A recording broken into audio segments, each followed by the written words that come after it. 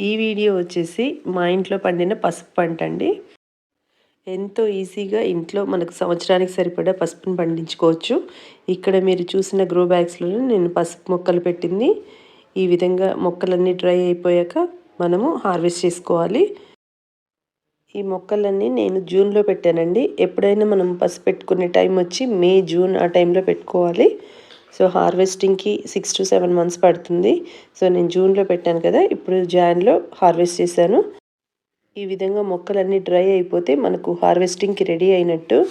So మనము మేలో కానీ జూన్లో ఆ టైంలో చిన్న చిన్న స్టెమ్ కటింగ్స్ అంటే 1 inch పసుపు కొమ్మలు నాటుకోవాలి.